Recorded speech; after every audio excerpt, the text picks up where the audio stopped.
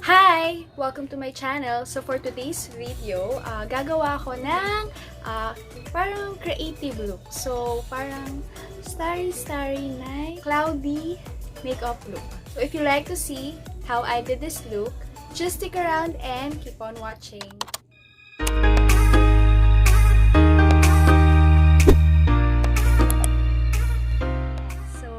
Let's start. I already did my eyebrows off cam using yung ABH na Deep Brow Pomade. And nilagyan ko na rin ng concealer to, yung eyelids ko, para meron tayong primer or base and may kakapitan yung eyeshadow natin. So, start na tayo. Ang gagamitin kong palette is si Elsa from Beauty Creation. So, sobrang ganda kasi nito and gusto kong i-explore pa yung lahat ng colors na meron siya. Yung mga shades niya. There. So first, isiset ko muna yung concealer using tong white na eyeshadow.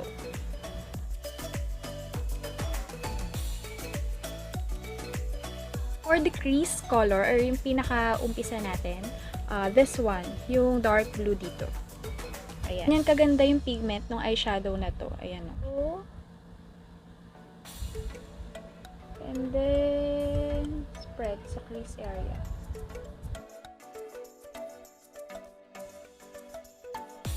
Para mas intense yung color niya is gagamitan ko siya ng mist. Sprayan ko siya. So, kuha tayo ulit.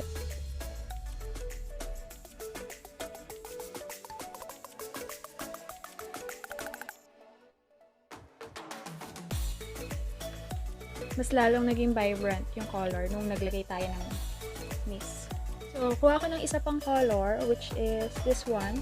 Yung sky blue para ma-blend out natin yung edges.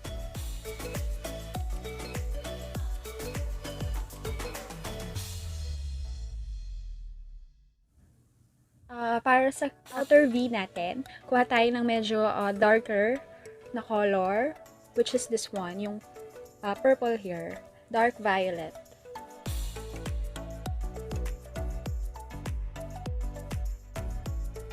Again, pag parang gusto pa natin, maganda na yung pigment niya in fairness. Ayan. Pero parang stronger yung color niya. Spray tayo ulit.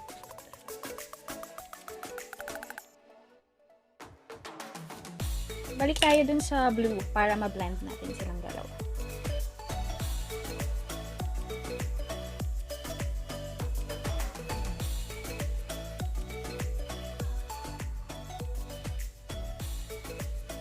So, pag feeling mo, blended na yung crease color and yung parang outer V color, proceed na tayo sa next step, which is yung concealer.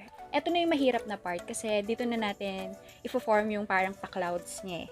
So, kuha lang tayo ng brush, yung ganito siya, gantong tip.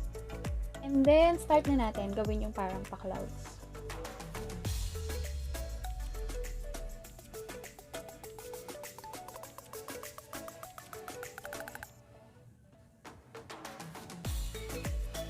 Ini-stamp ko siyang ganun para ma-form yung parang pa-curve niya. Ayan. And then, tsaka ko siya i-blend.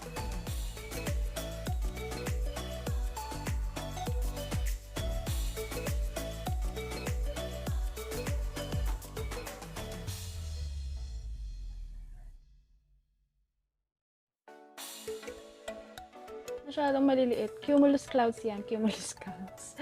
So, pag na-form mo na yung ganyan, i-blend out mo lang yung concealer sa ilalim.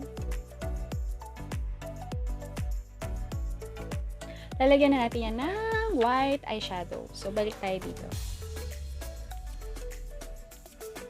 And then, balik tayo dun sa ating outer V na color, which is this one, yung dark violet. Lagyan natin dito.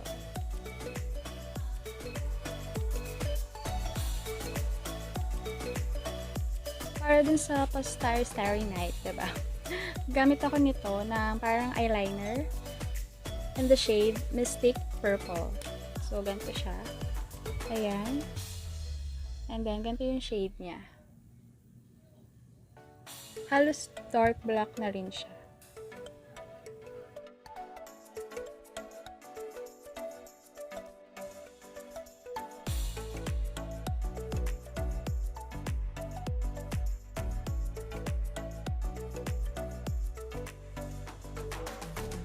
So, draw mo na yung mga stars dyan.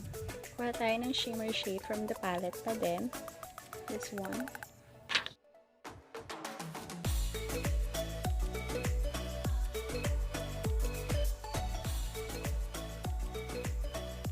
So, gagawin ko lang din siya sa kabila, plus lalagyan ko siya ng eyeliner and falsies, then I'll get back to you. So, we're finally done sa ating eye makeup. So, ito na siya. Ayan. Okay, and then let's proceed to the face. So, first, mag-primer na tayo. I'm gonna use this Becca na First Light Priming Filter.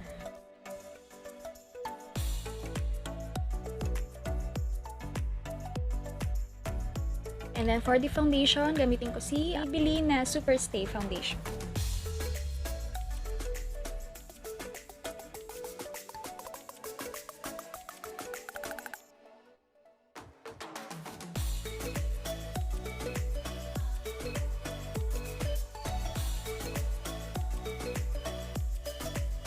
And then for the concealer, si Maybelline na Wine.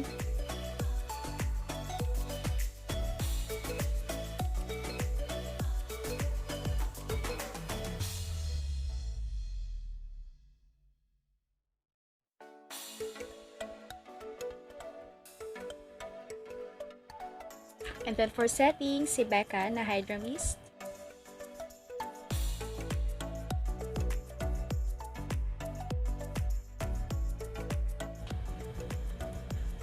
And then for the contour, gamitin natin si Hoola.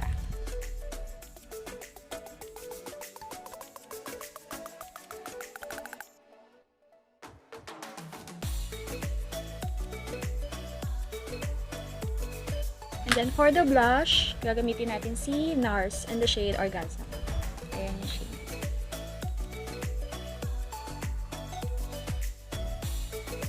For the lippie, si Belle ng Colourpop.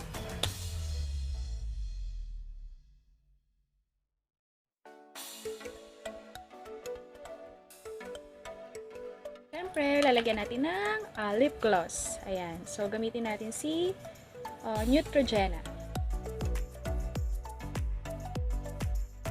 Ayan. So, syempre, kailangan natin ng highlight, diba? So, gagamitin ko si Mistress from Colourpop. Ayan.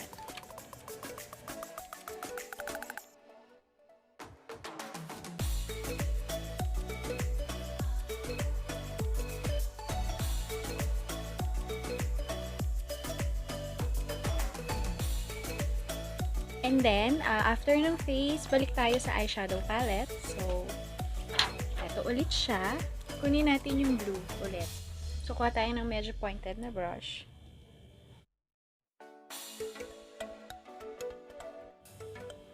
Plus, yung purple ulit. Try natin yung shimmer.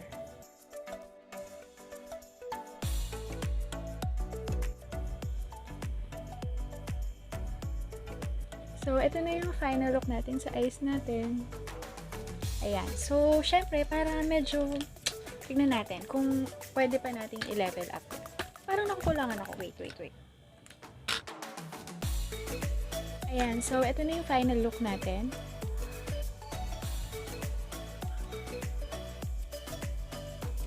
Diba? Bongga. Pero, para mas talagang cloudy, diba? Para ma-emphasize yung cloudy look na to or yung cloud makeup look. So, try natin, ha? Try ko lang. Sana magawa natin.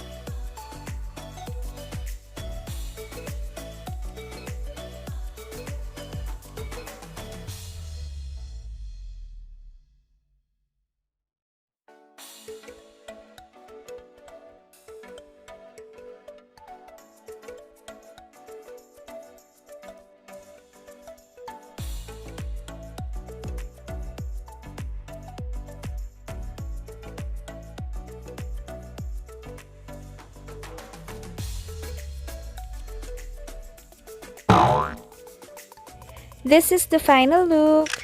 So kindly hit the like button and subscribe. Thank you for watching. Bye!